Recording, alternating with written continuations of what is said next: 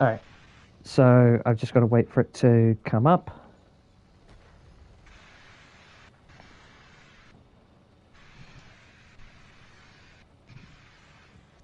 Let me check my input for mic real quick. I don't want to boom people. Hello? Hello? Yep. You sound good on my end. Hello? Just waiting for the Okay. stream Hello? to actually Hello? start.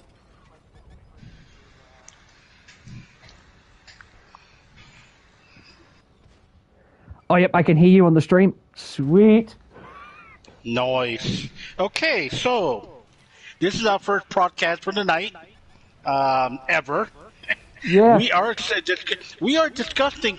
We are doing comparison between New Zealand military,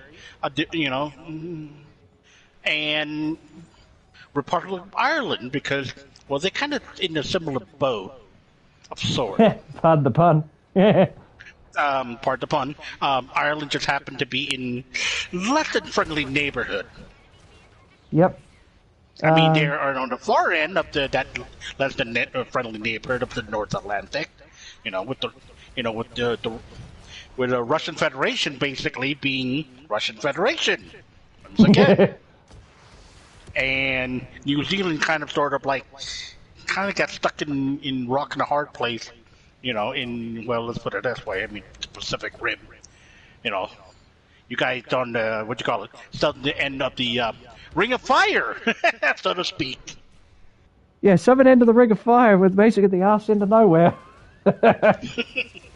So anyway, me and Deathbringer here are basically discussing the comparative situation of Republic of Ireland and New Zealand, mainly because, well, Deathbringer is from New Zealand, and Damn Ireland straight. happened to be one, and New Zealand Republic of Ireland is kind of sort of like one of those places where have a long history of unique military history post, independent from Great Britain, Yeah, and very so we're gonna, interesting. yeah, Very interesting history. a very interesting history. Very interesting history, and yes, I am from the United States of America, and we do have one of the largest Irish diaspora. So, Irish American out there, this is conversation about your homeland. Well, Yeah, this is where a you're wake up from. call, folks. He said it, not me. I'm just gonna basically try and just being as neutral on this whole thing being, and Oh, yeah. you may realize I might be from time to time, you know, occasionally anglophone.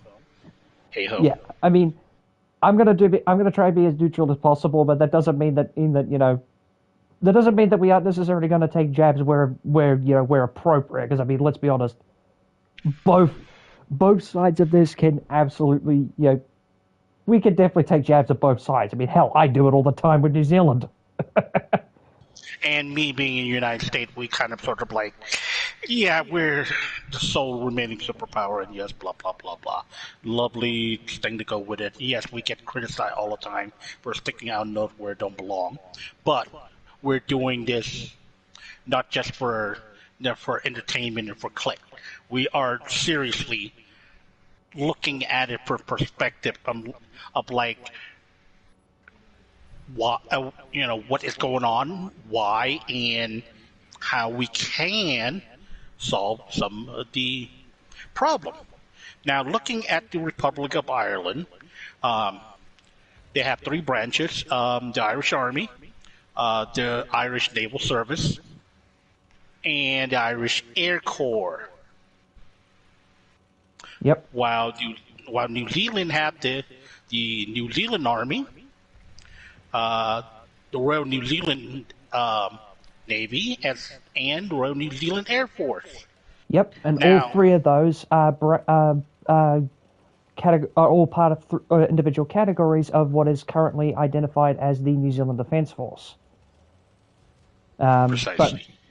they all have those individual branches again, like like he said, New Zealand Army, Royal New Zealand Air Force, and the Royal New Zealand Navy.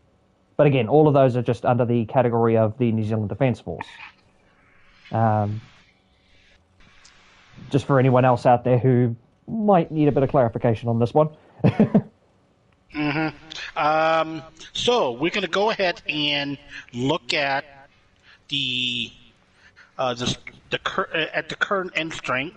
We are using information from Wikipedia because that is literally the only available place that we can get our hands on information, and then we are going to go ahead and look at both. Yeah, there's some great sources on Wikipedia military. as well, great reference points as well. So,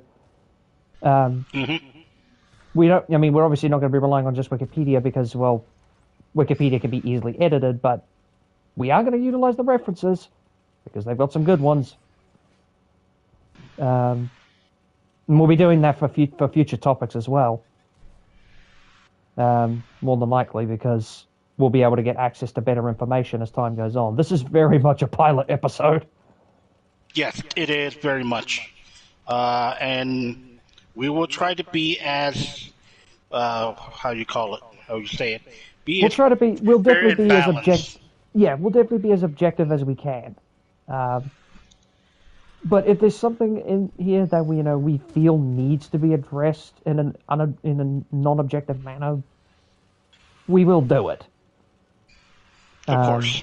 But we're not going to be mean about it. We'll just be like, why is this a thing? We're more going to be questioning than accusatory. Mm-hmm. And if anyone want to kind of sort of like have your input for it, please by all means. But do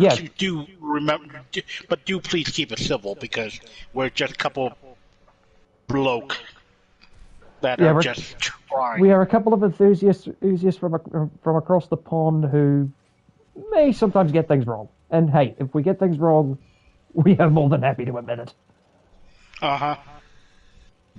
And by the way, I am a veteran of U.S. Army. I spent time on active duty U.S. Army as well as National Guard. In National Guard, I was in infantry, and in the regular Army, I was in field artillery. And I have very limited knowledge on both field because in field artillery I was not actually on the gun line or fire direction. I was actually the guy who sent weather balloon up for those gun they can shoot accurately. Now, however, my time in the National Guard was in a mechanized infantry unit. I was a Bradley driver. I was a saw gunner.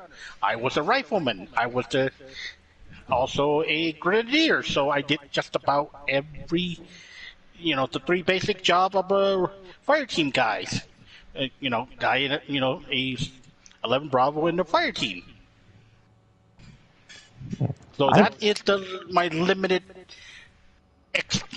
real life experience. But when it comes to other things, we kind of sort of like taking a very academic approach to the conversation. Yeah, more than anything. I don't have a military background myself, but I did study both anthropology and history at university. In fact, I've just recently finished university, and I have a propensity for military history. So I don't have the military background myself, but I do have an understanding of it at the very least. So, the first thing we're going to look at is the comparative size of the New Zealand Army versus the Irish Army. And last time I checked, the Irish Army was actually a good size. I don't recall how big it is. However, it is larger than the New Zealand Army by manpower Yes. number. The entire New Zealand Defence Force personnel, like across the board, Army, Air Force, and Navy, numbers only right about 15,191 personnel, with 9,215 of that being regular frontline forces, 3,030 being reserve forces, and 2,946 being civilian personnel. The Irish Defence Force, or the Irish militaries, strength, I believe.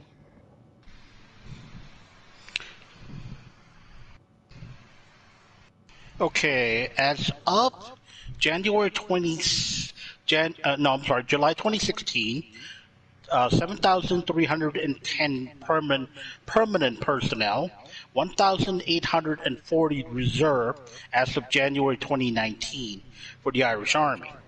The Irish Army current organization sat at 2 full brigade personnel, plus the Defence Force Training Center, and also the Army Reserve fall under that. So, is this a good-sized army? Heavy on infantry. Let's see, how many battalion we're looking at here? 1, 2, 3, 4, 5, 6, 7. 7 battalion of infantry. 2 artillery regiment. Let's just say they're probably battalion-sized unit. 2 cavalry squadron. That's probably company. Very, very small. Engineer group, I will say it's probably likely a battalion size. Field service company in each of the brigade. Field CIS company, each brigade. 1 military police company. Ordnance group, I'll take that as a battalion. And supply transport group, that's probably battalion-sized unit for transportation and supply, logistic.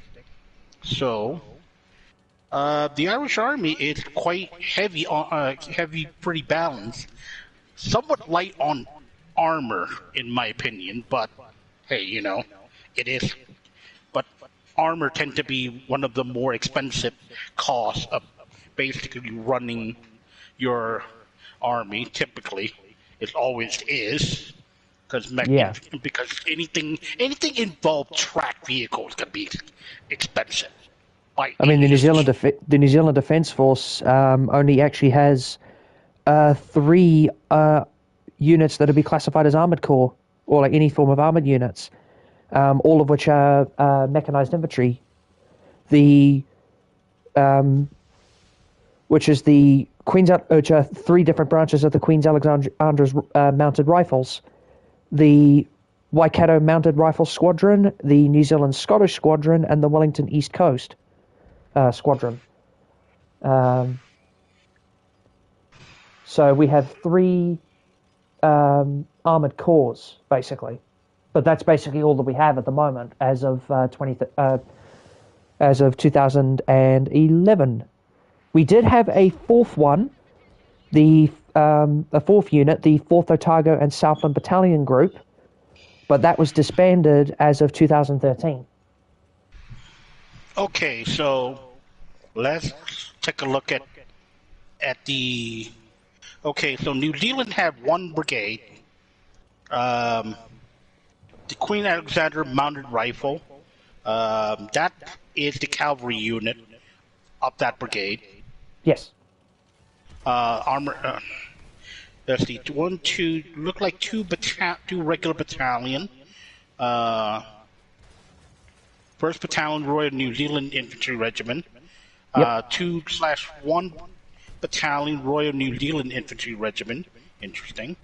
2/4 Royal New Zealand Infantry Regiment. I'm gonna just, let's say, because the color on the identifier is a little bit lighter, I'm gonna say that those guys are, that unit is gonna be the 2/4, the 3/6, and a 5/7 Battalion Royal New Zealand Infantry Regiment.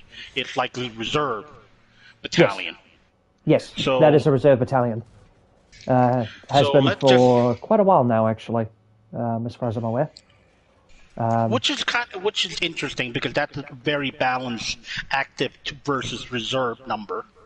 That's actually quite normal in comparison to, let's see, its neighbor across the Tasman Sea, Australia. Yeah. We're looking at you. Australia, though, that- does have a much higher personnel complement, though, compared to what we do. Yeah. They And have they a also much larger standing infantry army, as well as mechanized units. They have a lot more mechanized forces than we do. But I mean, for the size of the country New Zealand is, we're doing pretty good as far as the army forces are concerned. I mean, 15,000 personnel for a country our size is not bad. No, not at all. Now, the Republic of Ireland, which I find it quite interesting, is that their infantry battalion, their main goal is not their main goal. One of their goal, let's just say, one of their mission is those battalion provide manpower for UN peacekeeping operation. So Yes.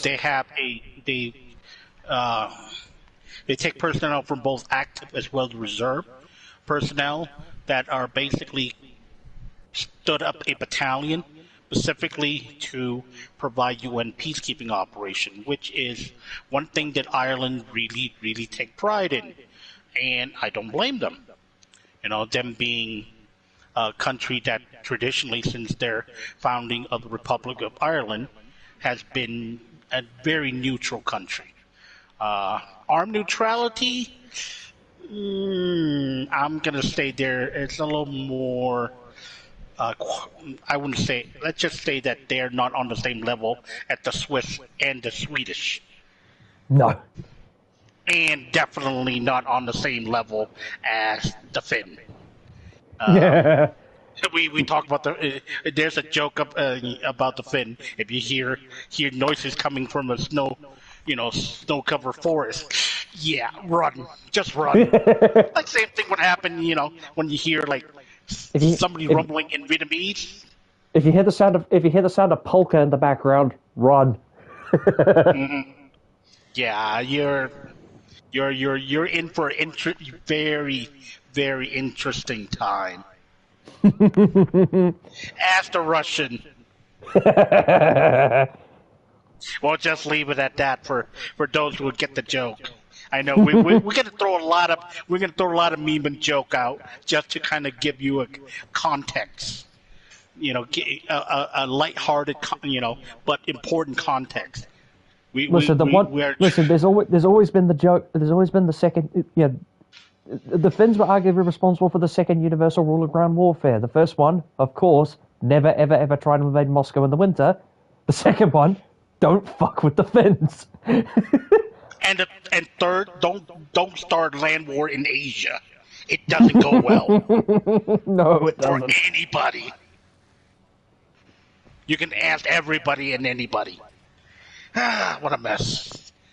Anyway, so we are looking at the priority of defense force, of the army of both respective country. Ireland army is more than sufficient for what it does. It I wouldn't necessarily lack, but they're very light on armor. Their armor vehicle is, remember correctly, let's take a look at what some of the equipment they use. Boy, it's gonna scare me a bit. It might be a shocker. Okay, so let's see. what did they have here? Traditionally, um, they have a good small arm, the Steyr AUG. They've been using that for quite some time, since I recall 1986, or I'm sorry, 89. Still good rifle. Not saying it's bad rifle. It's just Listen, there's a reason. It works. There's a reason that New Zealand used it for so long, because New Zealand also used the Steyr AUG as well. Except we actually acquired the Austrian one. We didn't get the ones from Australia themselves, because Australia got their own version. We bought them straight from Austria. Very good rifle, but as time went on for New Zealand, they kind of became a bit long in the tooth, and we very quickly sought a replacement. I mean, I think we only replaced them with the L&T rifles, 5 years ago, roughly? 5 or 6 years ago, give or take? Yeah, that was a big contract for LMT here. Yeah. It made news here in firearm community within the United States. It was a big one because LMT are not a major defense contractor. They're one of the fringe company. They're your second level company. You know, they make high quality firearm, but they're just not a mass producer. So they're not going to have to contract up someone like FN USA, or Colt back in the day when Colt still have contract for the M16 series and the M4. But yeah. So Ireland's still using the AUG, eh? Interesting. They still using the AUG. I think what it looked like they have is just the original weapon. I don't think they actually really had. They didn't go for like the A3 or something? No, they kept the original. Doesn't look like they even upgrade. Yeah, they kept the original one. Interesting. Because I believe we went for the because we kept getting. New Zealand kept getting the updated versions as time went on. Like the last version we used, I think, was the A3, or it might have been the A4. I think, I'm not sure. I know we had the A3s at one point, but I don't know if we actually went beyond the A3 model or not. Did the New Zealand use the? Did it came with a flat top rail on top? Yes. Okay, that would have been A3. Yeah, because we specifically requested when we got the final iteration of the rifle, we specifically requested that it have the one with the flat top rail. So yeah, that would have been the A3. You guys didn't have a full auto lockout, did you? No, ours were full auto capable. No lockout or anything. Yeah, the full auto lockout is a modification done by the Australian to prevent you to go full auto while you pull trigger, because if you have no experience with the Steyr AUG, like someone had experience with. Not me, of course. That would be. I'm gonna, just kind of touch on this in that regard with that full auto lockout. What it is basically it's a button. It only allows your trigger to only go as far as it's semi-auto only, fire single shot. The lockout is just basically it's just a trigger block. You have to press it in, go full auto. Full auto all the way. Now, Zach Hazard had experience with the Australian. Yeah, he did. Yeah, the Wallabies had a good laugh on his account for Zach. Yeah, he did. Bless your heart, there, buddy. So yeah, no, ours didn't have the lockout switch. Ours didn't have that because, as I say, we got ours straight from the manufacturer, basically. Um, Right, right. So what did you? Okay, so the current vehicle fleet in two primary vehicle that based on information I'm able to glean off of the Irish Army. Hold on here, weapon vehicle. Okay, so these are the list of some of the vehicle currently in their inventory. Moac Piranha 3H from Switzerland directly, about 80 of these. They have two primary combat version. One it's an APC with a basically .5 heavy machine gun, the Browning M2. Uh, they also has some of their, let's see, 6 medium reconnaissance vehicle with Mark 44 Bushmaster 2 30 millimeter auto cannon. 9 armor first down carrier, 18 close reconnaissance vehicle armed with 12.7 millimeter machine gun or 40 millimeter grenade launcher. Mounted on Kronzberg protector remote weapon system. That is their current APC. They also got about 27 of the RG-32M light tactical vehicle from South Africa. Don't know who the manufacturer is. Don't really know. Let's see, their special operation force vehicle. 3 ACMAT, let's just say ACMAT VLRA, long range special reconnaissance vehicle, 3 of those. MOAC Eagle, used by the Army Ranger Wing.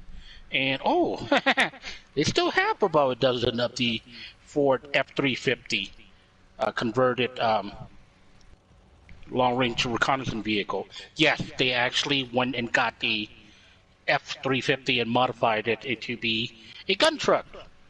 Interesting. That I was not aware of. I mean, Yeah, I'd call that ingenuity, but I'm not sure how effective that would be.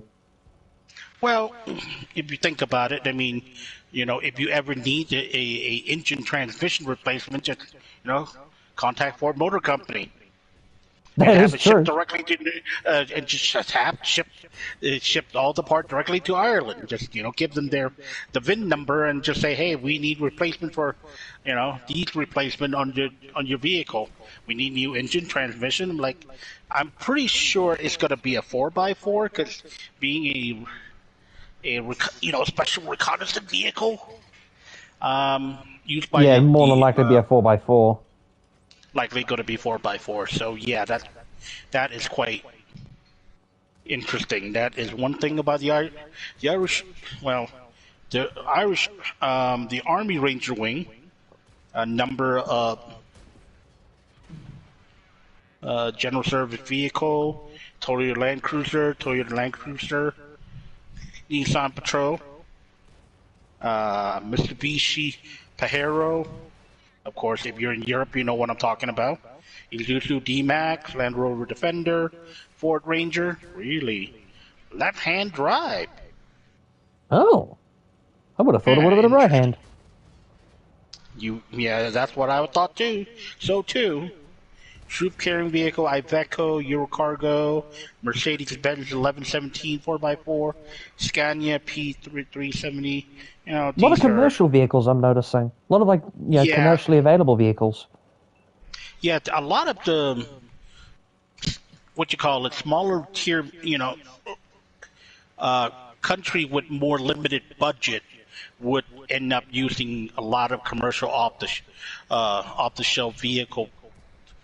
It's more expedient and it costs less than having a dedicated military vehicle, because dedicated military vehicles are expensive to acquire. Number one, they're also much harder to maintain because you're looking at specialty replacement part.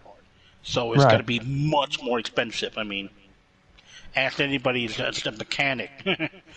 Trying to get trying to get a French. If you own a French car in a country that don't have a lot of French, you don't have a French car dealership left anymore, and trying to get a part for those things. Yeah, good luck with that one. Yep.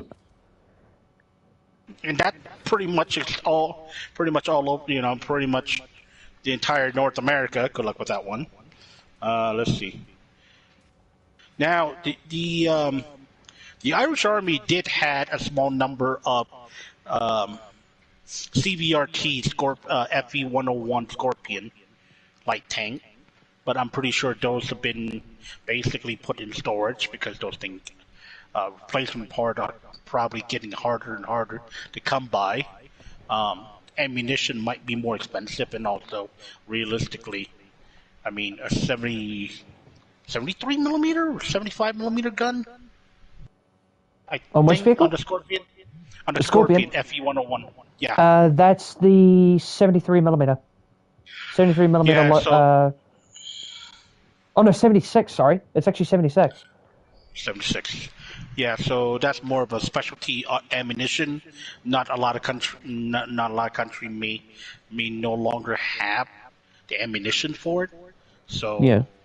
very likely they probably say, you know what, we really don't need something like this. We don't need them. Well, and also getting more expensive to maintaining them. So they probably been put in storage, probably were trying to divest themselves off of it, put themselves into like a commercial market, and just sell them out, make a little profit, Yep. get some money back off of it. Which is kind of interesting compared to the New Zealand Defence Force, because the New Zealand Defence Force's armour and transport vehicles. So their armoured vehicle includes the NZ LAV wheeled infantry fighting vehicle, which of course is based on the Canadian LAV-3. They also use an armoured variant of the Steyr Puch Pinzgauer vehicle, although, based on the information I'm reading, this is actually going to be replaced by the Bushmaster Protected Mobility Vehicle. Yeah, it did make the news. Yeah. I think they bought about 48. So Yeah.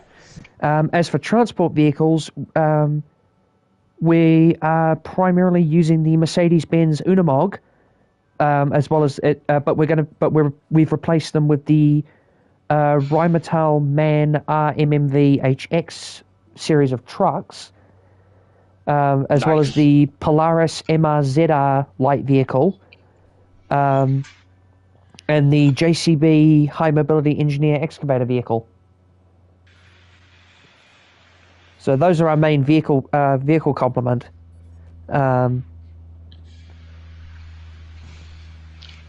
that looked like you guys look like have a smaller selection of vehicle.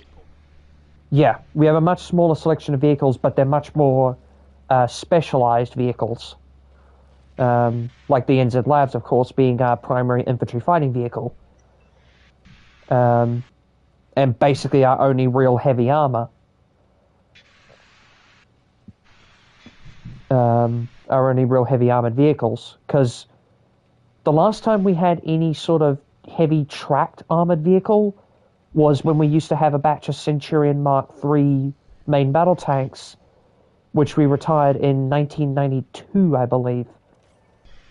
We acquired them in 1983 and then retired them in 1982, so they didn't even last a full decade. Because we just, at the time, didn't really have the infrastructure necessary to actually operate them.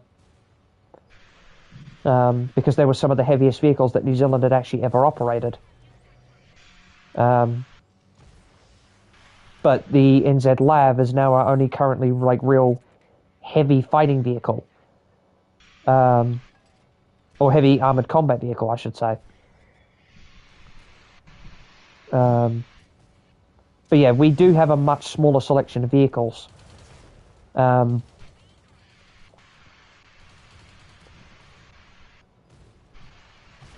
Although I suspect that that is largely down to the fact that we've prioritized mostly our air,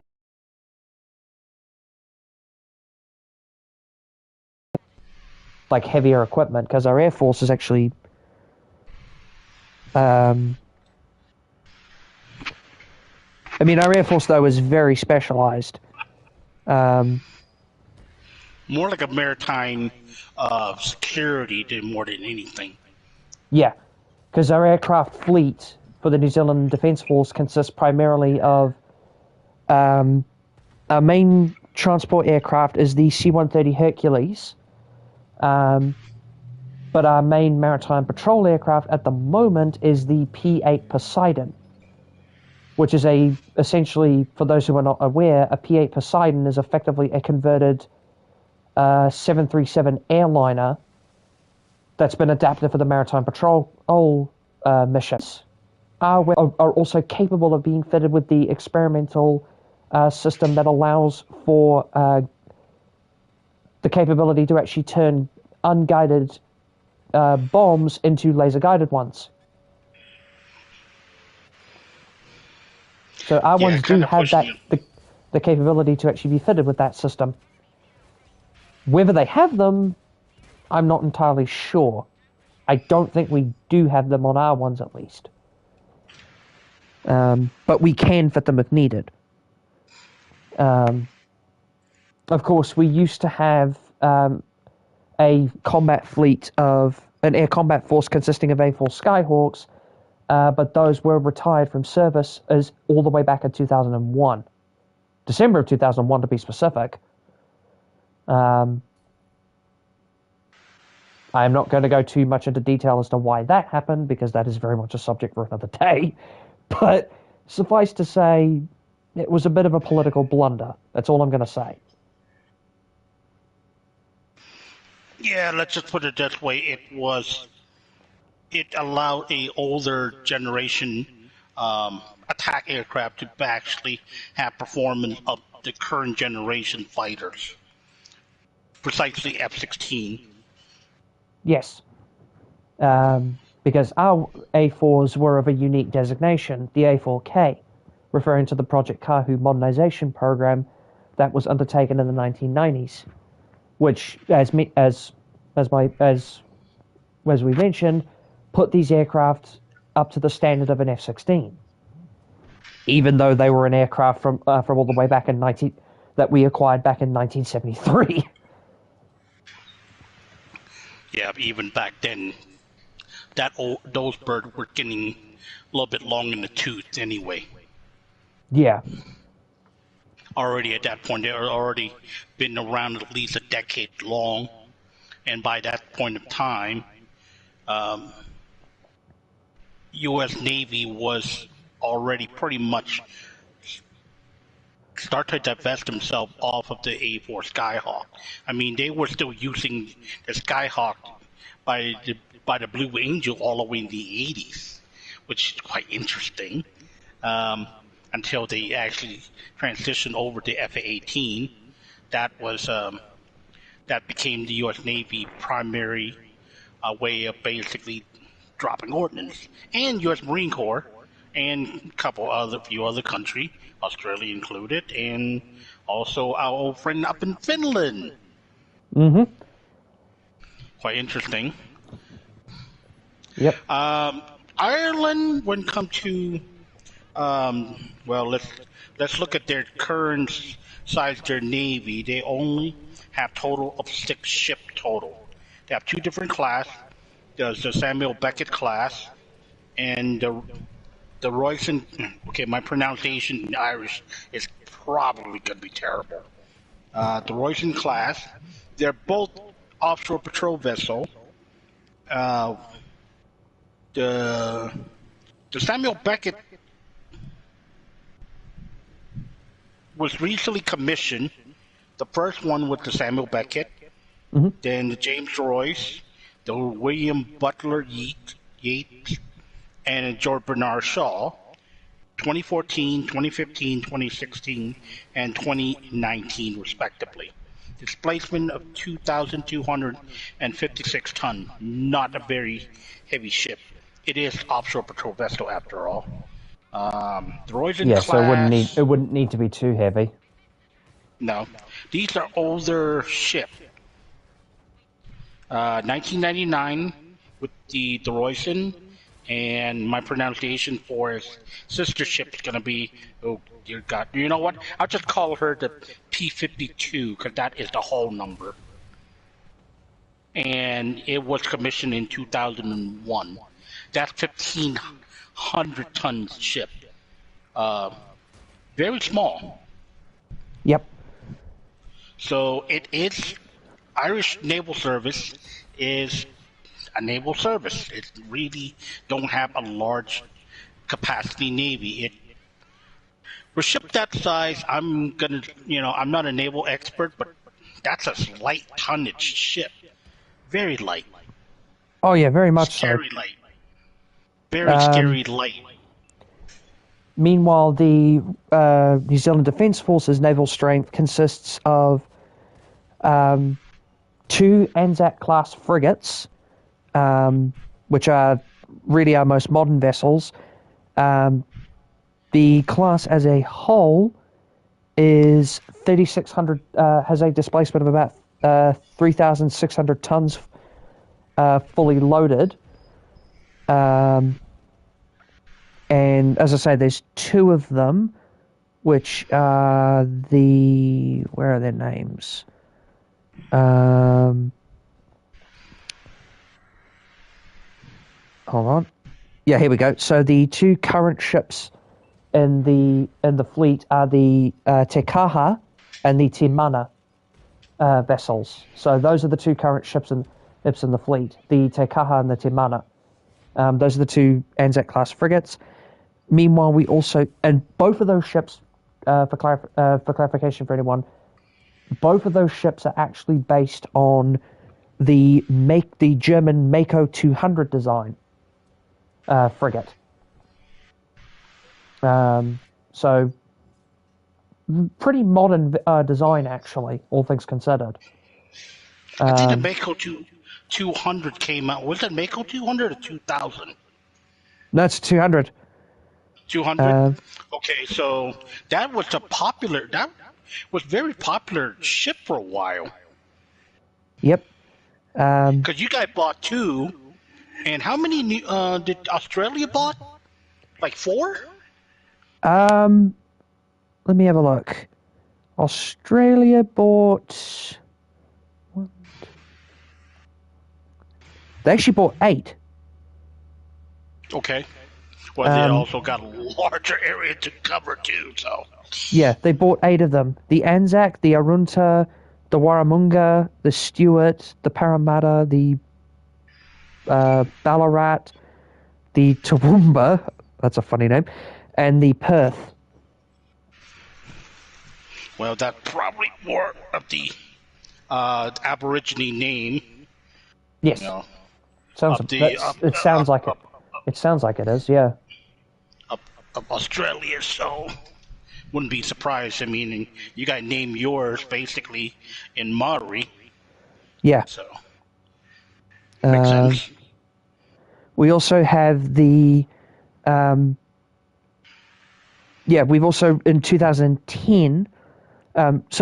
We also have 9 other vessels, which are mainly patrol vessels and logistics ships.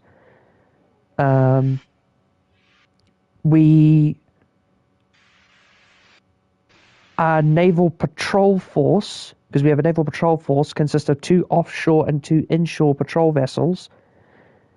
The 2 offshore patrol vessels are the Protector class, consisting of the HMNZS Otago and Wellington. And the 2 inshore patrol vessels are the Lake class, the Hawaii, I believe. I'm not sure how you're supposed to pronounce that. I do apologize. And the Taupo.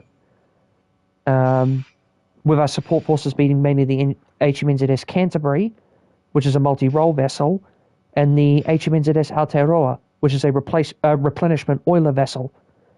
That's our most recent vessel, though, because that was only commissioned like 3 years ago in 2020. So that is our most recent vessel.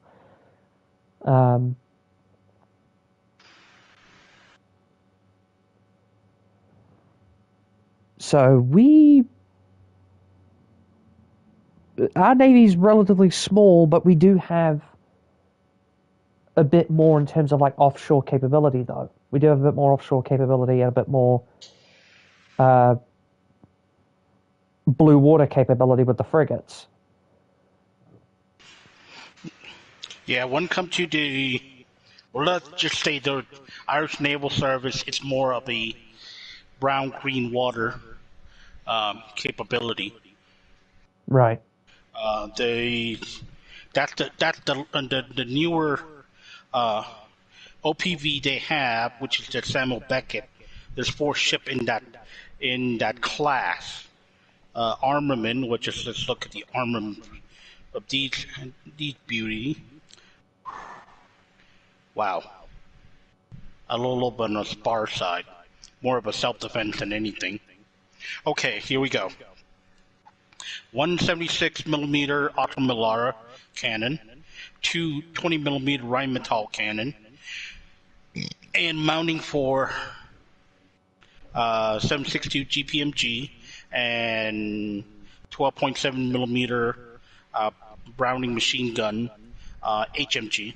That's what the Irish refer to as the 12.7 millimeter. Very light. Yeah, that is actually pretty. That is pretty light, actually. Damn. That is self-defense right there. Yeah. Boy, if I were a veteran of U.S. Navy, going from like say like a frigate to something like that, I'd be a little. I'd be like, don't we have a Stinger or 2, perhaps? And no aviation facility. Only for UAV, okay? So they're going to use UAV for a long-range reconnaissance. I'm not entirely sure. Wow, those... Okay. All right. Now, that's just looking at the 4 of the newest ship they have by the Irish Naval Service.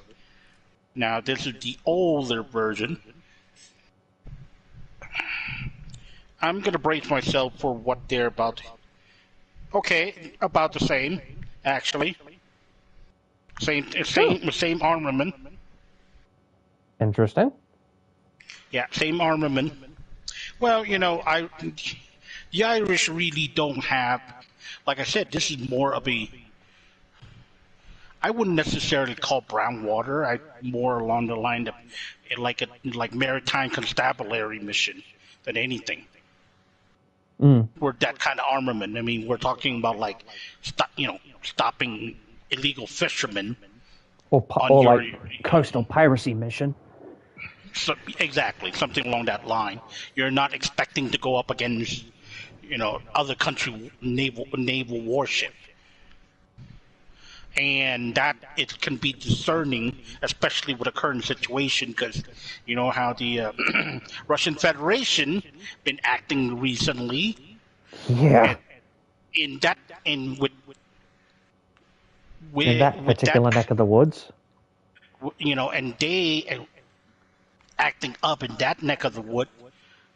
That put Ireland, and with that put Ireland in precarious place, where they might not have enough punch, to speak, to go up against. I'm not saying that they're not capable or situation doesn't do it for them, but if they have to go mano a mano against someone like the Russian, and we know the Russian Navy have not been doing well. Look at what's been going on with their Black Sea, and we're not going to talk about Black Sea Fleet specifically, but look at their current pattern performance. We will definitely save that discussion for another time. Right. But using that as a kind of sort of like a template, how the Irish may have to deal with the Russian Navy operating out of, say, Baltic, coming out of Baltic, because most of the Russians up in the Arctic is going to be mostly stuff that are going to be underwater, not on water. Right. They're being posted up there. So, I'm a little concerned. I would like to have a little bit more. I would, if I were Irish Navy sailor, I'd be like, don't we have a little something more, with a little more than just 170 millimeter? I'm concerned. I mean, I was looking at the weapon complement for the Anzacs, and the Anzacs actually have. I honestly thought that the Anzac class frigates actually had a 76 millimeter gun. Turns out they don't. Oh boy, what do they have? I'll go through the whole weapon complement because they've got some actually pretty good weapons. Okay. So, for anti-air missiles, the Royal New Zealand Navy ones have a 20-cell GWS-35 vertical launch system, firing 20 Sea Scepters.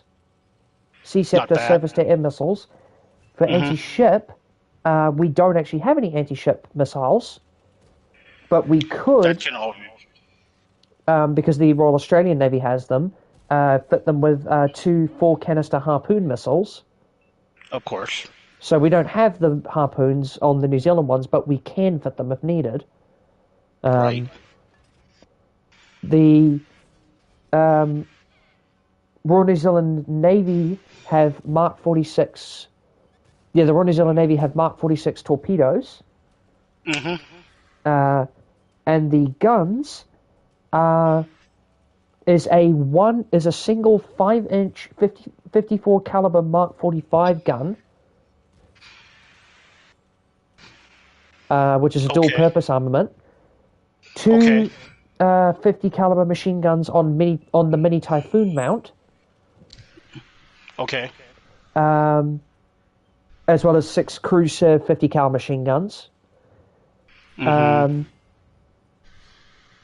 We also, on the Royal New Zealand Navy vessels, have a single 20mm Vulcan Phalanx close-in weapon system. R2-D2. Yep, the R2-D2s.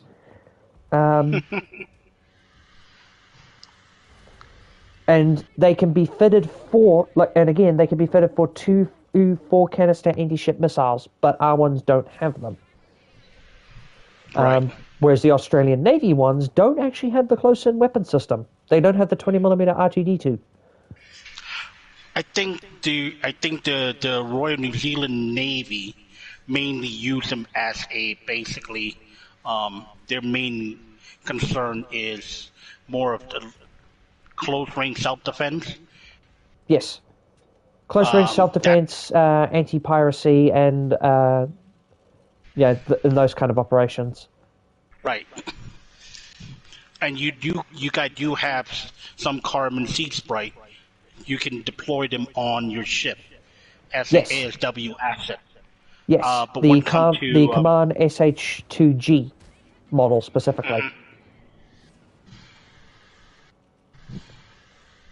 Very good little helicopters. The only problem is that we can't actually fast rope out of them because our ones don't have the capability to do that, which, I mean, for the Navy isn't really such a big issue because those are for mainly for the anti-submarine work.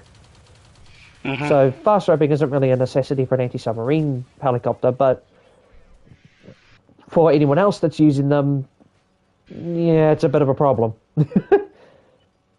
Well, I don't think you guys can be for deploying NZSAS on your warship. Unless it's an emergency. Yeah, I was going to say, not unless we desperately have to. Right. But the chance of that happening is pretty slim. And I think you guys have other helicopters that can actually be deployed on the Anzac class from the NZ the RNZAF Air Force. Yeah. Yeah, because we also have the NH-90 helicopters. Yep. And those are definitely great for fast roping. Yep. We also use, in the light utility role, we also use the Augusta Westland A109. That's what I was thinking about too. I think those you can actually mount the what do you call it, the bracket for it. Yeah. So yeah, So even though the Sea Sprites don't have fast roping capability, that's not really such an issue when we have helicopters that can do it anyway. right, that is an option. Yeah. Unfortunately, it looked like not unfortunately. Looking at the Irish Air Corps and their asset, okay, so they have a trainer in close air support, Pilatus PC-9, Learjet 45, and only one of them, unfortunately. Casa CN 235, and there's two of them, and one at the present moment, maybe two. Let's just say one for now because the Casa C295 are supposed to be, the second one's supposed to be delivered this year. Yeah. That sounds about right. Yeah, the 235 are supposed to be replaced by the 295 from Spain. Nice airplane, by the way.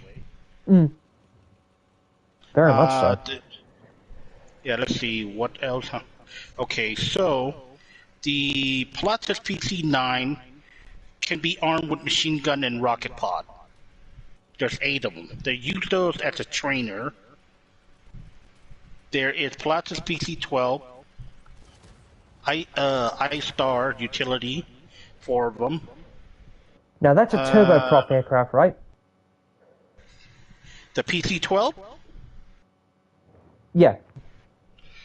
Yes, or is that it is. Yeah, okay. It's a turboprop. Yes. Okay. Single engine turboprop. Britain Norman Defender from UK.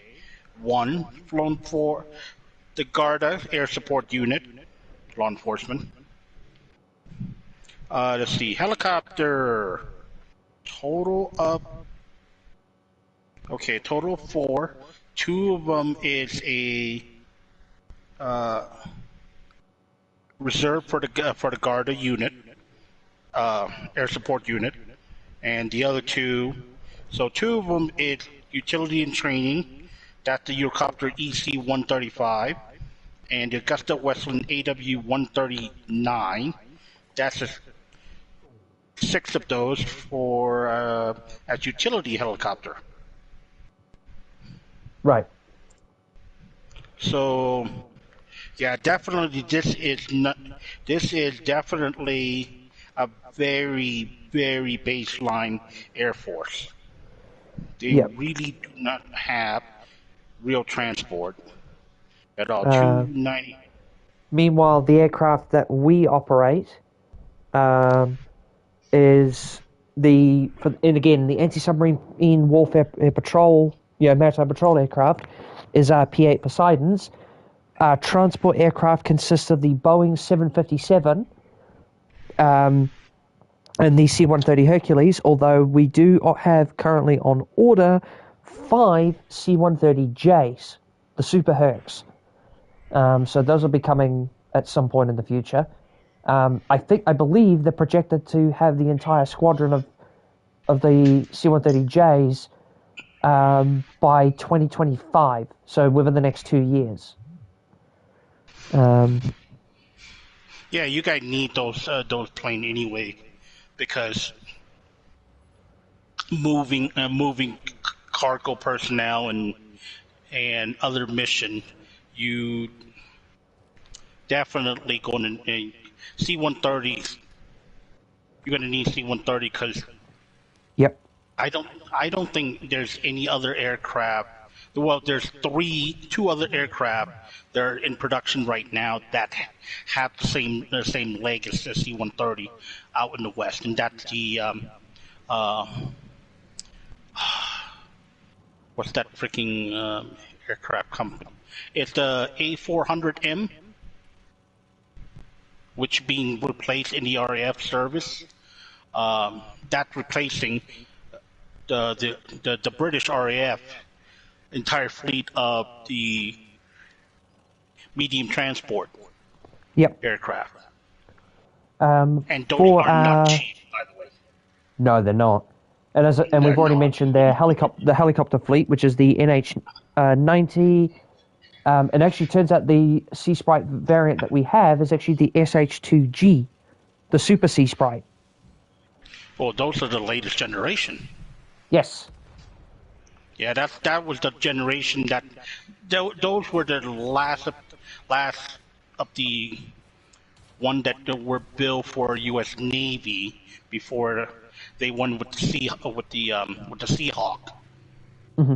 That ended up become the de facto utility helicopter choice by U.S. Navy. Yes.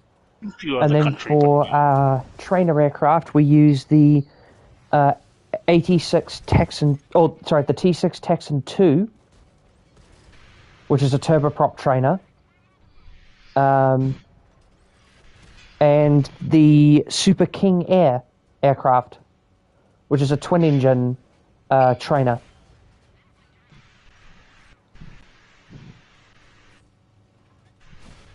And that's about all we've got. As mentioned before, we did used to operate A4 Skyhawks and an air combat force, but we haven't had them since December of 2001. Nor have we had an air combat force since December of 2001. Yeah, unfortunately, Draken International acquired those. Yes. And now they look like they may end up being retired by Draken. I don't know if you've heard about what happened with that contract. Going back to Draken International. Draken International was the private company that actually acquired the New Zealand fleet of A4 Skyhawk. Yep, and they also acquired the fleet of MB339 Air Macchi trainer aircraft that we used as well. Anyhow, those Draken did had a contract with U.S. Air Force to provide opposing force training. Apparently, that contract were suspended and no longer. Basically, it went away. The Air Force decided to go ahead and stood up dedicated off-force squadron, flying F-16. Go freaking figures. Right. Anyhow, so yeah, so don't know what's gonna happen with those Skyhawk, but just saying. But I did mention this to Deathbringer one point that this is an opportunity to pick up some newer aircraft. Yep. That and have with New zero Zealand's flight. with zero flying hours, yeah. And with New Zealand's current plan to actually review our defense capabilities, we may actually see some new combat aircraft in the near future. Potentially. Obviously, no guarantee of that, but I have been hearing from New Zealand Air Force personnel because due to the nature of where I currently work, because I currently work in a Museum of Transport and Technology, so we get and we have an aviation section, and we get a lot of personnel from the Royal New Zealand Air Force come in, but I have heard rumblings through the grapevine that we could potentially get something. I'm not sure what specifically, though. It's all just speculation at this point. So, Yeah. If anyone listening from New Zealand Defence Force, I don't know what you guys are getting, if you're getting anything. We can only speculate. Yeah. I did put up a couple of platform as a candidate. Yeah. As an option. However, it just, both of them are a bit complicated. Yeah. it has a kind of unique scenario that goes with it. Let's just leave it at that. Yeah. But And I mean, these guys that I spoke to, they could have been speculating themselves that could have been the case. So for all I know, they could have actually been completely wrong. And hey, if that's fine, hot air. they could have just been blowing a lot of hot air. Which, hey, if that's the case, I'm more than willing to admit when I'm wrong. But the situation in Ireland is a little bit more dire. Yeah. From perspective, if you look at it from a realistic point of view, a real geopolitics at the moment. Not trying to scare anybody, but the thing is, you guys, Republic of Ireland has basically historically been neutral, trying to stay out of the whole world geopolitics, and for the longest time,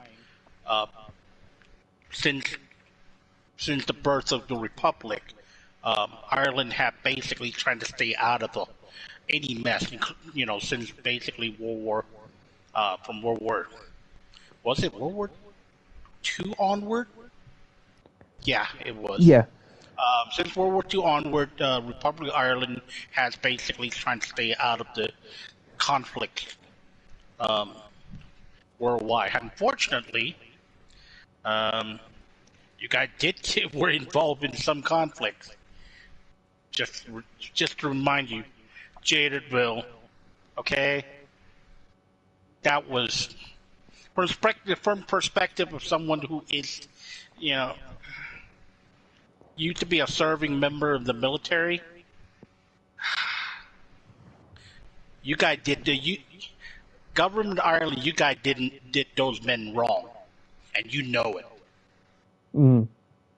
I'll just leave it at that. Which is very much in stark contrast to the New Zealand Defence Force, because New Zealand Defence Force hasn't exactly been neutral when it comes to military area affairs. We've been involved in a lot of conflicts throughout history, but the modern day Defence Force has been involved in both the Gulf Gulf Wars, both of them, and the war in Iraq, the war in Afghanistan, as well as a lot of United Nations peacekeeping missions, going all the way back to things like Bougainville and East Timor. Any Defence Force personnel who went to Bougainville and East Timor, you know what I'm talking about. I don't think I need to go into too much detail about those. Well, okay, not so much Bougainville, because Bougainville was actually a pretty successful operation, all things considered. But East Timor, on the other hand, oh boy, that was a whole different kettle of fish. Yeah. East Timor was it kind of hit home for both me and him. I am an immigrant originally from Thailand. Hey ho. We did participate in East Timor alongside with everybody that were involved in East Timor. Let's just put it this way: if you were operating under UN, you guys really had your hand tied. The people that didn't have to, unfortunately, but if you were Portuguese, hey, you're GNR. Yeah, you guys didn't play. You guys didn't play around. Let's just put it that way. You guys did not play, and you guys didn't put up with any silliness from the Indonesian. Let's put it that way. You remind the Indonesian why East Timoran did not forget.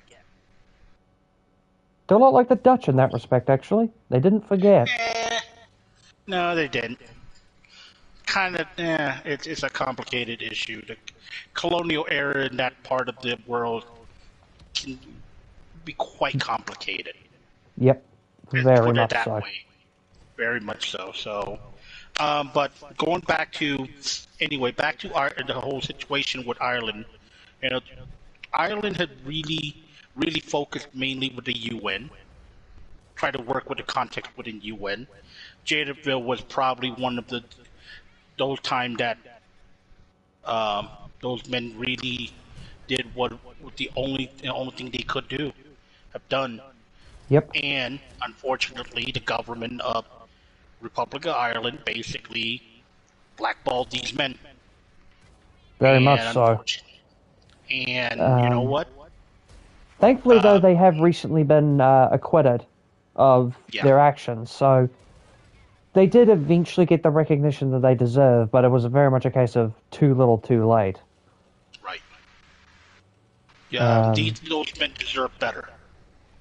Very So much so. let's just to those in Ireland, you guys have benefit from peace way too long, Yeah, I mean, and sometimes I heard this. I remember actually listening to some because anyone who knows of the channel of by the name of Simple History, they actually did a video on the siege of Jadaville, where they actually did a very impartial video. Actually, it was quite impartial, which I respected.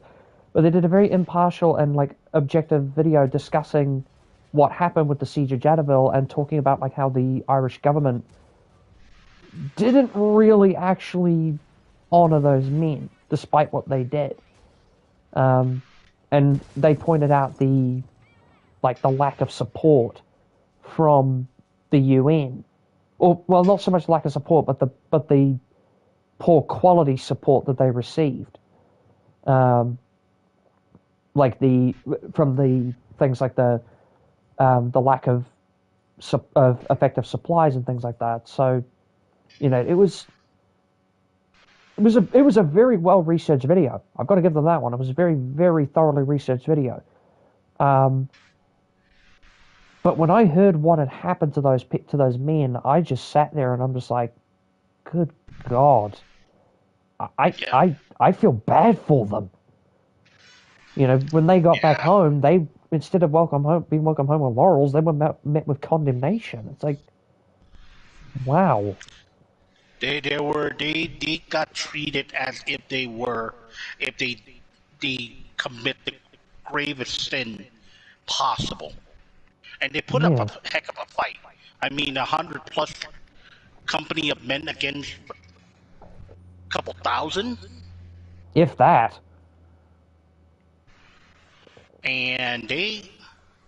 and let's just say this: UN have as an American, we have a interesting relationship with the United Nations at that, and UN had time and time again really have not delivered to those no, who did the hard graft work of bringing the peace to the world. no, And there's a reason why United States Army will probably never operate under UN ever, because we just don't. We don't. I mean, for someone who served in U.S. Army, there's very few times that we allowed our, U.S. Army allowed any country to basically command our personnel. And the only time I can remember that happened recently was in Afghanistan, and that was under the Polish command in Afghanistan, right, and that was the only time I can remember as in my lifetime living here in the U.S. That was the last time. It's very rare. You right. had to you had to meet so many criteria to be even given A the snowball's chance command in hell of doing that. of having operational command over a U.S. Army unit. Mm. You have to and put in that a was lot of legwork for it. oh yeah, you had to done a lot. It's not easy Yeah. because and decisions come from the very highest level possible. No Hmm. matter amount of politics, you can politic all you want.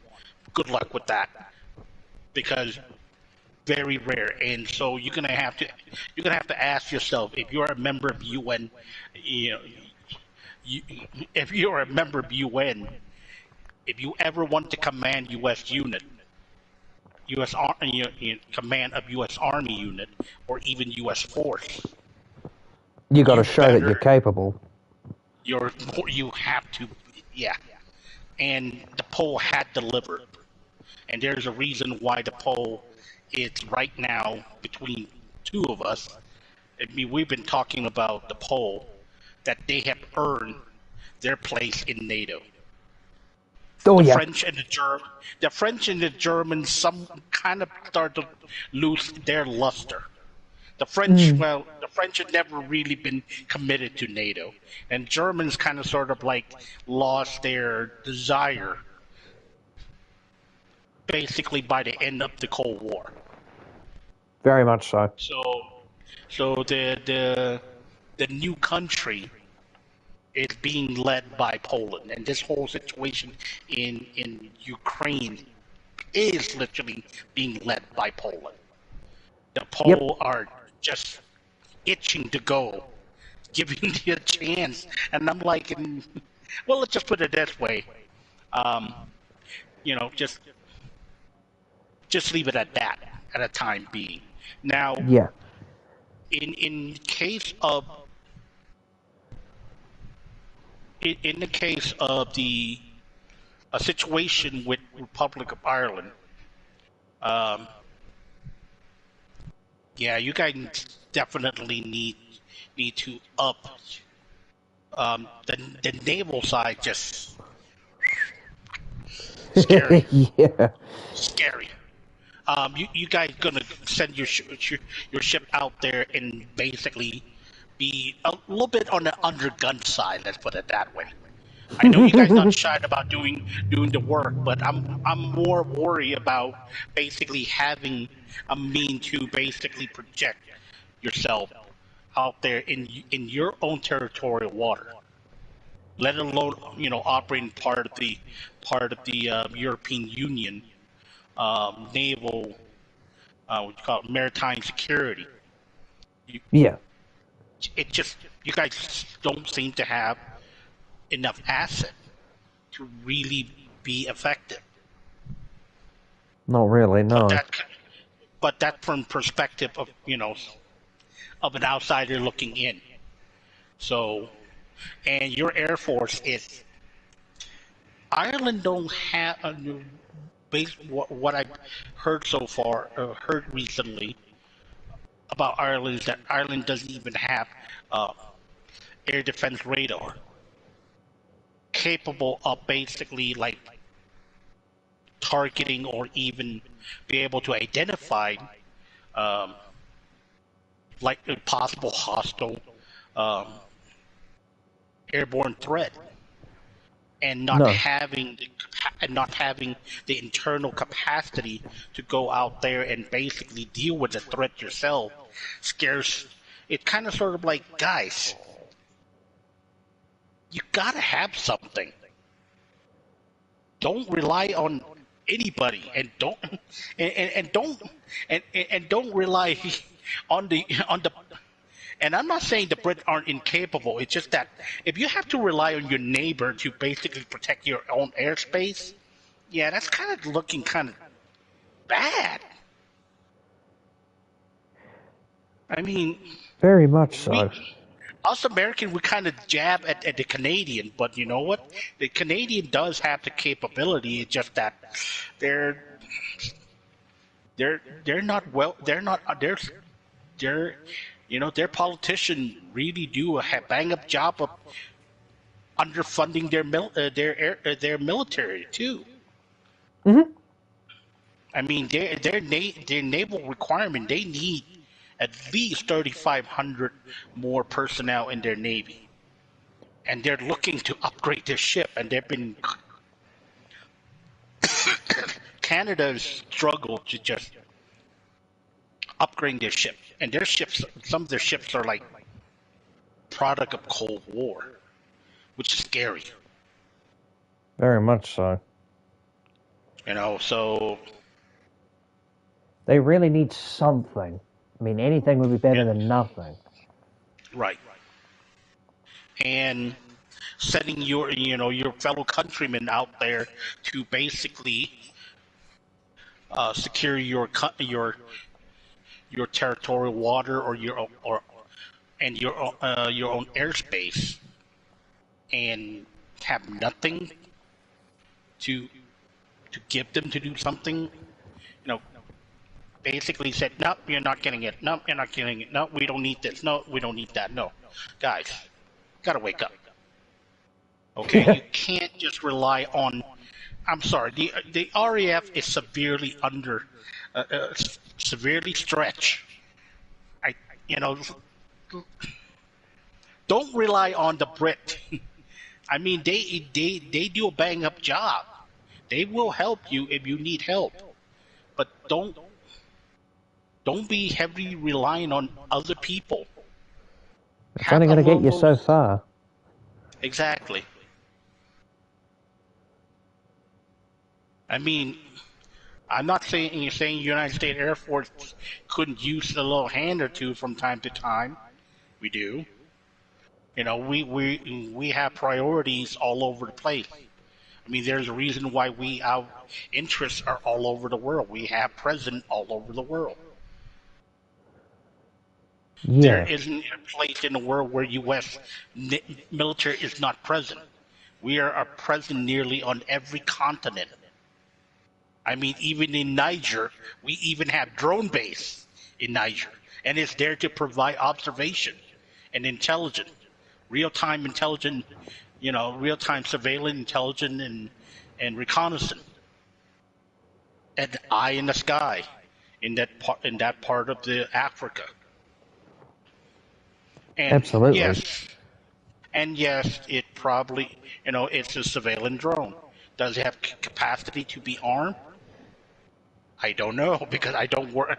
I don't work in that part of the. I don't know anybody who is a drone operator personally. Neither do I, and I don't know that one myself, to be honest. But in your own backyard, you need to have something. Doesn't matter if it's just basically a jet trainer armed with a cannon and a couple sidewinder. You have something. Yeah. Make yourself impossible. I mean, there is a jet you can actually get nowadays that are basically like significantly cheaper than F-16.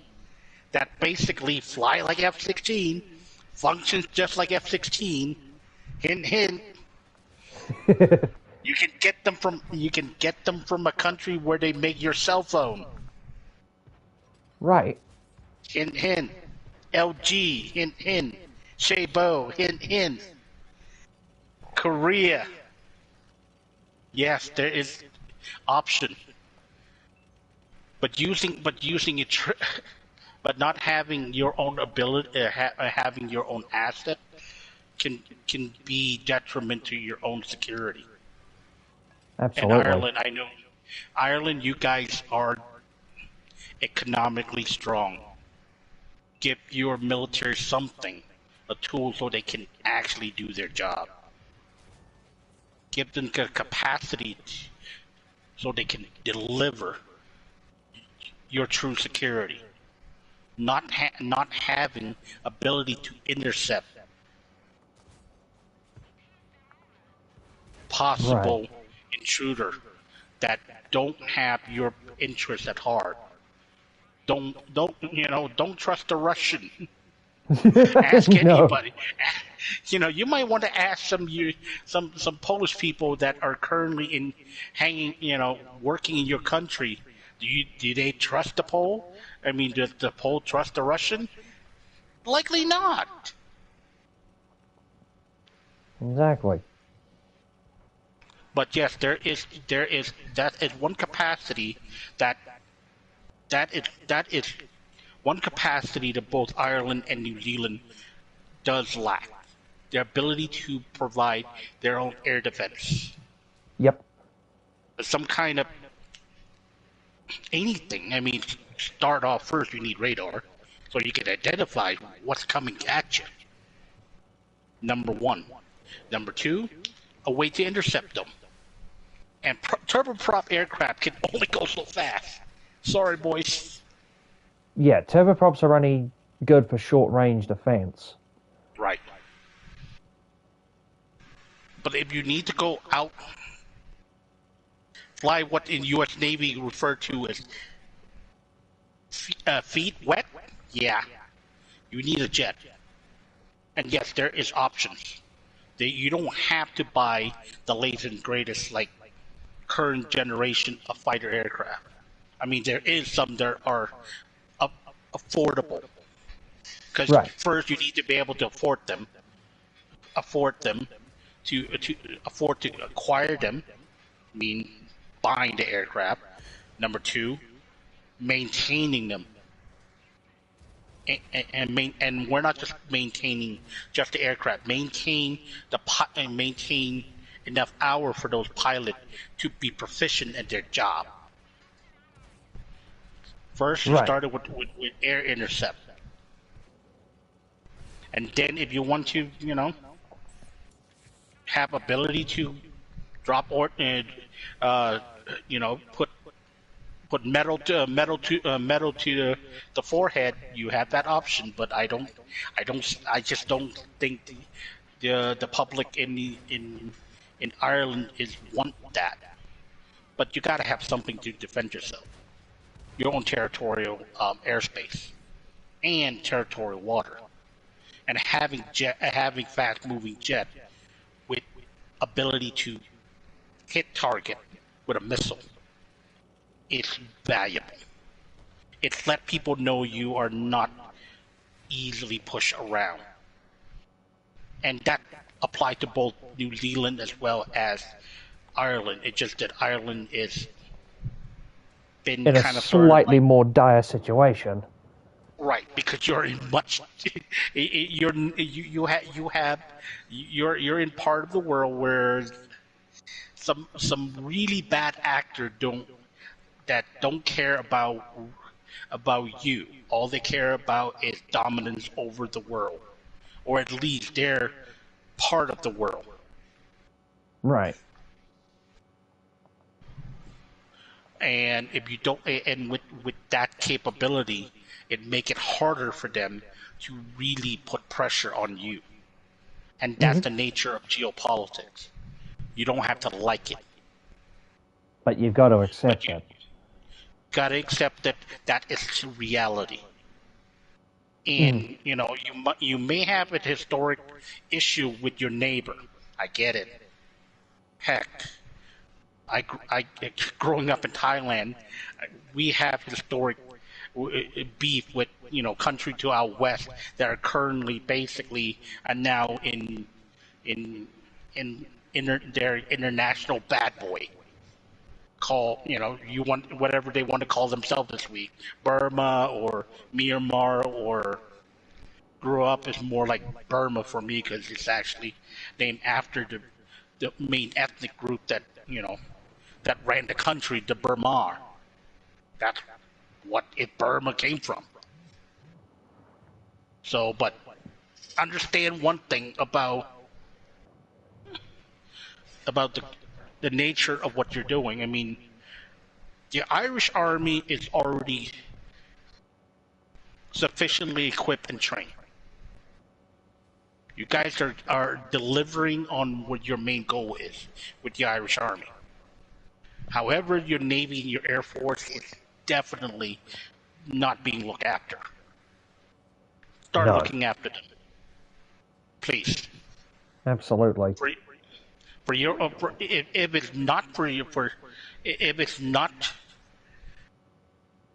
if out of not for your pride, own it's for safety, then for your if not for your own pride, then for your own safety. right. Because if you look at New Zealand, the closest neighbor they have is Australia Yeah, or Antarctic.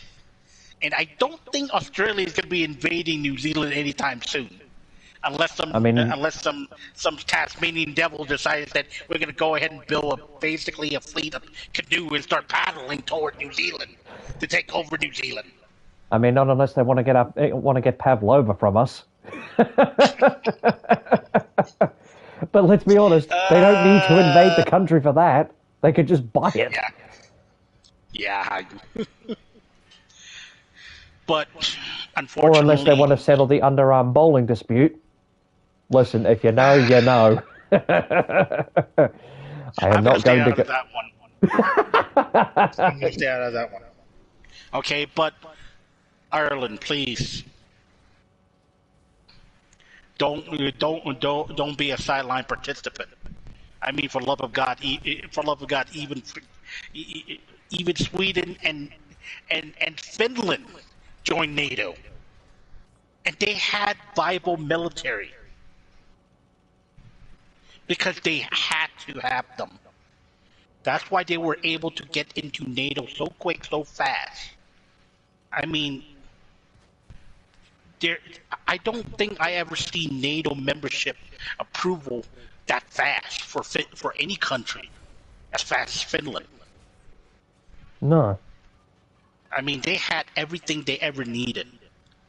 They had a strong. They had a they had a strong army, a decent navy for what they need need the navy to be, and very viable air force, because their main enemy is to their east, and it's that big scary paper tiger known as the Russian bear. Okay, and the Swede. Don't even talk about the Swedish. Okay, just I they've been more than just viable. I mean, for love of, I mean, they have one of the few countries in the world that actually have a viable defense industry. They have a capable military. I mean, Right. they have to revive their that capable military. It's going to take them time, but they're getting there, and they know what they have to do. Ireland, you are far enough to have distance to protect you. However, the Russian bomber can get to your airspace. And they've got nothing really standing in their way. Exactly. Because they'll be flying over international water until they get into your international water and into your international air into your sovereign airspace. There you go. What are you gonna do now? Call Whitehall and 10 Downing and said, "Hey, we kind of need some help here." The Brit is already stretched with their commitment all over the world. You're gonna need your own viable air force, and the same thing does apply with New Zealand. It's just Mm-hmm. New Zealand aren't in that much of a danger. You guys are. Right. The risk is much higher. Everything you have worked for have been building since basically the establishment of the Republic. It's going to be all for naught, because if the Russian can apply pressure on you, That's all they will. need to do. They just need to apply a Yeah. little bit of pressure. And they'll and you, let's just say you are the weak link, and in reality, kind of are the weak link. And heck, my brother-in-law is freaking He's Irish American. If he hear me talking about, you know, his ancestor about the country where his ancestor come from, he's gonna be kind of sort of like a little kind of upset with me. But I'm not here to to make nice with people. I just want to bring attention to a country that are absolutely need those those capability, and without those capability, everything you work for might come to a screeching halt. And when it does, I don't It know how ain't long it's gonna gonna be take. pretty. No, it's the Russians are master of basically hybrid warfare. They've been doing it since, oh dear God, since they put the Romanov family to the sword. Literally, Pretty much. this is what they've been good at this. They have more than enough time to practice. It's not how deep they're coming after you. It's where they're coming after you from, and how much pressure they can apply. Right. And at the present moment, I can tell you this: me and Deathbringer had numerous discussion about New Zealand lack of certain capacity since the A4 Skyhawk, A4K Skyhawk that New Zealand basically divest himself from. That was the bad move that New Zealand's still paying for to this day. That is one capacity they don't have. It was a bad move, but Yeah. at least we have some air capability. Even if it's not much, we've got something in the bank that we can utilize, and particularly in the maritime patrol mission. Right. Like we've got a pretty capable aircraft specifically for that role. It's just that's about all we have, but it's something. Right. Yeah, Ireland doesn't have that. Doesn't even Well, have that, really. no, they really don't, because that. Hold on, let me check real quick. Their trainer, their main trainer that they use, um, had capacity for rocket and machine gun pod. My concern, you know what? I'm not even. It's not about concern. It's more along the line of like how. It's more of a question. How far can you actually fly this thing before you basically?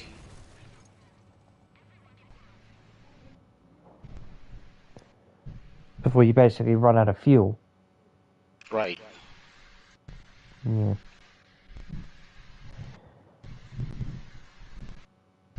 We'll just have to wait and see. Okay, so 830 nautical mile. That's the range. Yep. Which really ain't Range? much. Yeah. Let's just say 1,500. Just kind of round it down. Endurance 4 hour and 30 minute. I mean, yeah, 7 hard point, 3 under each wing. The inner 2 rated for 250 kilogram, 550 pound. Outer rated at 240 pound. So you could mount. Question is, I don't know if they have. Yeah, they're gonna upgrade. They may have to upgrade their electronic to even launch air to surface missile, and they may have to have a custom version. Yeah. Yeah, it's scary. Absolutely. That is one thing that I mean, every country, not every country need a massive military. I know Ireland did divest themselves. I mean, at one point Ireland did had three combat brigade, three brigade worth, and they downsized that one whole brigade and shut down a lot of facility to, cost cutting measure, thing like that, because they no longer need it. But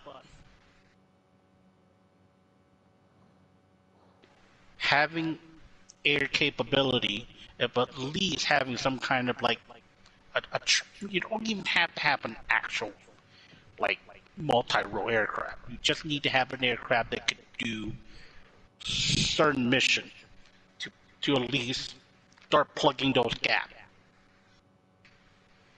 Right. And once you have that, then you can ask yourself and say, okay, do we need to expand our capability or not? And realistically, can we afford to or not? Because maintaining a credibly armed air force can be a bit of a rabbit hole. The hole can get big and large and deep, and that's what I don't. And maybe that might be one thing that Ireland does not want to commit themselves to. That heavy expenditure. I understand, but you also have to ask yourself this question: if you need to go it alone, or at least taking on some of the responsibilities. I mean, taking on some responsibility yourself is a good. It's good to have a credible defense. That should be a requirement in any government, and it should be part of good governance. Any good government should have that capacity. I mean, let's just say this: our neighbor to the south, okay, here in the U.S., our neighbor to the south, Mexico, still operating F-5E. We're talking about aircraft that came out of Vietnam. Right. But it's something. It's something. It's something. It's not the world's greatest multi-role fighter, but it can actually, I mean, not everybody. I mean, even majority of Latin American countries don't operate anything high performance.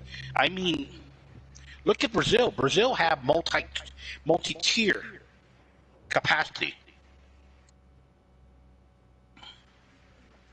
They have a large area they need to patrol. So what they do, they fly turboprop because they can actually operate. They can actually operate their Super Tucano from basically unimproved runway or semi-improved runway. Okay, they don't need like a hardened like concrete runway. They just need a landing strip that are going to be consistently hard enough for the aircraft to land on consistently. They don't need to have like most advanced air. Not all their aircraft could be jet. I mean, they have all kind of aircraft. They have. I don't even know what they have, but I know they got a couple, at least 2-3 squadron worth of F-5E. That have been upgraded at least twice already. And we're talking major upgrade here. Capacity upgrade. Okay? That allowed them to basically conduct either air-to-air or, if they need to, land the aircraft, swap out the ordnance quickly. Yes, they can done it quickly. Well, somewhat quickly. And change to air-to-ground mission. But most of the time, it's going to be air-to-air mission. Why? Yep. Because very likelihood that Brazil is going to get invaded is going to be challenging. A large part of Brazil is not. It's still Amazon forest. If you can manage to move your army through Amazon forest in good order, man. You're something else. Yeah. You're, I was gonna say, if you can move your army for the Amazon rainforest, I'm sorry, move over Wehrmacht. yeah. There are very few. I don't see, but in the case of Ireland, you're in part of the. You're so far west in Europe that you're so far out of the way. However, if the bad actor wants to start applying pressure, they're going to look for the weak link or an easy prey, Right. and you guys just happen to fill that immensely. And I'm sorry, I don't know if with what you have, really is capable of providing credible defense. If money is an issue, you guys don't have that. No, because financially, Ireland is pretty well off. Exactly. As the country. What you guys don't have, I'll just say this from an outsider perspective. You guys either have, just don't have the desire and or will to really have credible defense in your own for yourself. And that is what scares me. Because honestly, if you don't have the capacity to really show the rest of the world that don't mess with us, you guys Then they're have gonna done, mess with you. Exactly. You guys have established yourself as the very important member of international community through your army, constant commitment to, to your the Irish Army constantly being deployed, part of the UN peacekeeping operation. But that is a noble and, believe me, sometimes thankless job. And a lot of Western countries don't want to get involved in that because a lot of time the people they're basically in charge of on the ground, or people that are making decisions, don't have your best interest at heart. You usually end up being No, so I there's mean, some question. mad respect to you guys for what you guys do. Like, I'm not taking that away from what the Irish do. Like, you guys have, get a lot of respect for that, but there still needs to be some effort put into other aspects of your military, because what you have in your Navy and your Air Force, as we've already established, is sorely lacking. In so many, it's so many things. Yeah. You need something a little bit more punch for your Navy. Definitely. Right. And your Air Force definitely needs to grow some teeth. Because you guys don't, I mean, you guys look scary, but, well, Not a lot of punch. yeah. There's Gotta have some not a teeth. lot of punch at the moment. No. And it's going to be expensive. Initial investment is going to be it's going to be expensive as all heck. And I wouldn't recommend getting, I wouldn't necessarily get the latest and greatest, but there's option. Yeah. There's option out there in the world that you can purchase. Literally 0-hour platform that literally have pretty close performance to basically fourth generation fighter, or significantly much cheaper, much less expensive than what you think. It might be, you guys might think it's steep, but you know what? What is steeper? Being influenced from the outside by a nation state that are absolutely the worst actor in history of the last 100 years.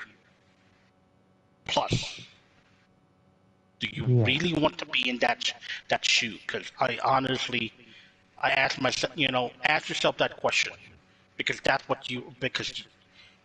where the threat is coming from. It might not be a physical threat, but it will eventually, over time, become a physical threat. And once it becomes a physical threat, you're not going to have enough time to build up the capacity. And yes, I'm pretty sure the United States would be more than happy to help you guys out. Get your pilot up to speed training. We sponsor so many countries at our Air Force.